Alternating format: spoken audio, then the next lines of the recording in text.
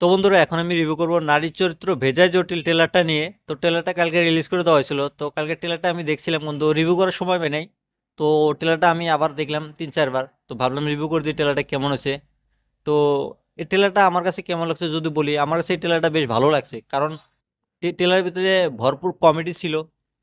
Main কথা অঙ্কুশের যেভাবে মানে সে কমেডি করে, তার কমেডি দারুণ ভাই। তার আগে অনেক ধরনের মুভি দেখছি আমরা, কমেডি মুভি, সে খুব ভালোভাবে কমেডি করতে পারে। তো এই মুভিটা রিলিজ করবো 9 জানুয়ারিতে।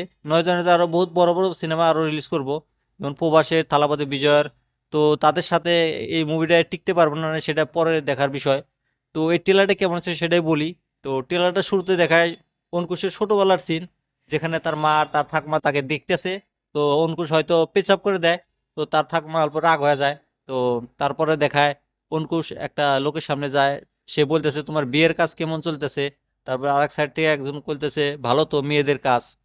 তো তারপর দেখালো একটা মেয়ে তাকে বলতেছে ঝন্টুদা আমার 2 কেজি ওজন বেড়ে গেছে। তখন অঙ্কুশ একটা কথা বলে যে সমুদ্রে 2 মগ জল ঢাললে বান হয় না। তো সেই সিনগুলা আর সেই কথাগুলো কিন্তু বরিয়ে লাগছে, কমেডি টাইমিং ভালো হয়েছে। তারপর আরেকটা সিন আছে, তখন এ, তার গার্লফ্রেন্ড নাকি তাকে কি বলতেছে যে যে নিজের মা ঠাকুমার দায়িত্ব নিতে পারে না সে নাকি আবার বিয়ে করব। তো মেয়েরা তাকে মানে খুব টর্চার করতেছে, মানে ট্রেলারটা দেখে বোঝা গেল। তারপর দেখালো অঙ্কুশ ভগবানের সামনে যায় নালিশ করতেছে মেয়েদের বিষয়। তখন মা কালী তাকে একটা থাপড় মারে। থাপড় মারার পরে সে তারপর সিনটা দেখায় যে অঙ্কুশ ঘুমে থেকে উঠলো। তারপর ঘুমে থেকে ওঠার লগে লগে কিবা একটা আওয়াজ পাইলো যে কোন জায়গার সামনের বাড়ির পাশের বাড়ির একজন বুড়ি কিবা মনে মনে বলতেছে, সেই কথাটা আবার শুনতে পাইতেছে অঙ্কুশ। তো এই সিনটা দেখে আমি যেটা মনে করলাম, অঙ্কুশের ভিতরে একটা সুপার ন্যাশনাল শক্তি এসে যায় ওই থাপ্পড়টা খাওয়ার পরে। তো তখন থেকে সে মানে আর কি মেয়েদের মনে মনে যেটা ভাবে বা বলে সেটা সে শুনতে পারে। সেই কথাটা আবার যায় তার বন্ধুকে বলে, তার বন্ধু মজা করে উড়ায় দেয়। তো সেগুলো আর কি দেখা যায়, ভরপুর কমেডি ছিল ট্রেলারটার ভিতরে।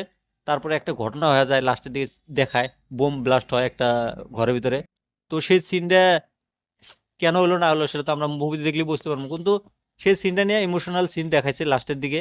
তার গার্লফ্রেন্ড তাকে কি কি বলতেছে, তো তুমি ইমোশনাল খুব খেলতেছাও এগুলো এগুলো কইতেছে।